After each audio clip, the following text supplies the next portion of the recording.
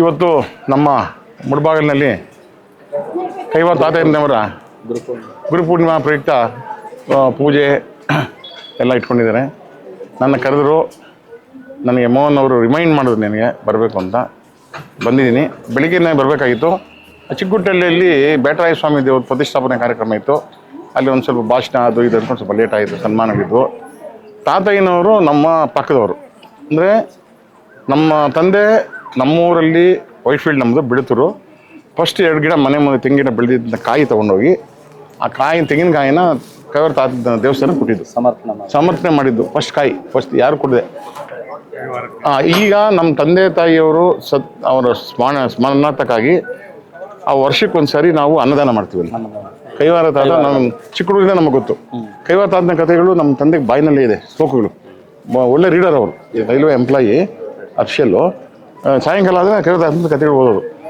ಒಂದು ಎಕ್ಸಾಂಪಲ್ ಹೇಳ್ತೀನಿ. ಅವರು ಪಟ್ಟಣ ಮೈತಂಡಿ ಅಂತ ಹೇಳಿದ ಕೈವಾರ ತಾತಯ್ಯ. ಆಯ್ತಲ್ಲ, ITP ಅಲ್ಲ, ಪಟ್ಟಣದೂರು ಪಟ್ಟಣ ಗುಡ್ಡ ಕೋಡಿ ಬಂಗಾರ ಮಟ್ಟ ಇಡುತ್ತೆ ಅಂತ ಹೇಳಿದ್ರು. ಚಿನ್ನ ಸಿಗುತ್ತೆ. ಆ ಥರ ಅವರ ಒಂದು ಮಾತುಗಳು ಏನು ಹೇಳಿದ್ದಾರೆ ಅವೆಲ್ಲ ಸತ್ಯ ಆಗಿದೆ. ವಿಷನ್ನಿತ ಮನುಷ್ಯನಿಗೆ ಮುಂದೆ ಏನಾಗುತ್ತೆ ಅನ್ನೋದು ದೇವರು, ಸಾಕ್ಷಾತ್ ದೇವರು. ಎಲ್ಲ ಕಾಲಜ್ಞಾನಿ. ಇದು ಮುಂದೆ ಏನಾಗುತ್ತೆ ಗೊತ್ತಿದೆ. ಆಮೇಲೆ ಮೇಲಿಂದ ಬೆಂಕಿ ಉಳುತ್ತೆ ಅಂದರೆ ಫೈಟ್ ಯುದ್ಧ ಮಾಡ್ತೀವಲ್ಲ, ಅದು ಬಾಂಬ್ಗಳು ಮೇಲಿಂದ ಬೆಂಕಿ ಉಂಡೆಗಳು ಬಿಡ್ತವೆ ಅಂತ ಹೇಳಿದ್ರು.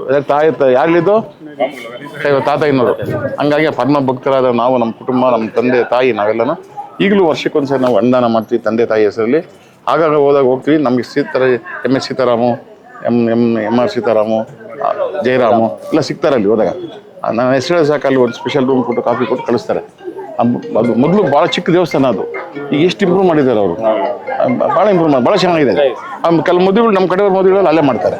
ನಾವು ಅಲ್ಲಿ ಹೋಗ್ತೀವಿ. ಮದುವೆ ಸೀಸನಲ್ಲಿ ವರ್ಷಕ್ಕೆ 2-3 ಮದುವೆ ನಾನು ಹೋಗ್ತೀನಿ ಅಲ್ಲಿ. ಆ ಥರ ಅಷ್ಟೊಂದು ಅನುಕೂಲ ಮಾಡಿದ್ದಾರೆ. ಆ ಜನಾಂಗದವರು ಒಗ್ಗಟ್ಟು ಚೆನ್ನಾಗಿದೆ, ಇಂಪ್ರೂವ್ ಮಾಡಿದ್ದಾರೆ ಕ್ಷೇತ್ರನ. ಹಾಗಾಗಿ ನಾನು ಇವತ್ತು ಬಂದಿದ್ದು, ಇವತ್ತು ದೇವರು ನನಗೆ ಏನೋ ಒಂಥರ ಅನುಗ್ರಹ ಮಾಡಿದ್ದು, ಇಲ್ಲಿ ಬಂದಿದ್ದು.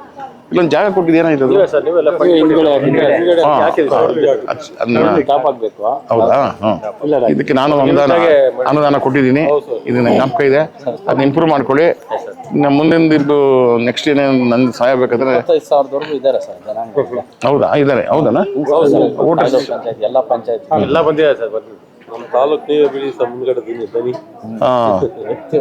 ಅದೇ ರಾಜಕೀಯದ್ದು ನೆಕ್ಸ್ಟ್ ಮಾತಾಡೋಣ. ಏನಿದ್ರು ದೇವ್ರ ಆಶೀರ್ವಾದದಿಂದ ಮಾಡಿದ್ದು. ಎಲ್ಲಾ ಸಮುದಾಯಕ್ಕೂ ಕೊಟ್ಟಿದ್ದೀನಿ, ಎಲ್ಲ ಸಮುದಾಯಕ್ಕೂ ಕೊಟ್ಟಿದ್ದೀನಿ. ಇವರೇನಂತಲ್ಲ. ಹಿಂಗಾಗಿ ನೀವೆಲ್ಲ ಕರೆದು ಇಲ್ಲಿ ಸನ್ಮಾನ ಮಾಡಿ ದೇವ್ರ ದರ್ಶನ ಮಾಡೋದಕ್ಕೆ ಅನುಕೂಲ ಮಾಡಿಕೊಟ್ಟ ನಿಮಗೆಲ್ಲ ಹೊಂದಿಸಿ ನಾನು ಮಾತು ಮುಗಿಸ್ತೀನಿ.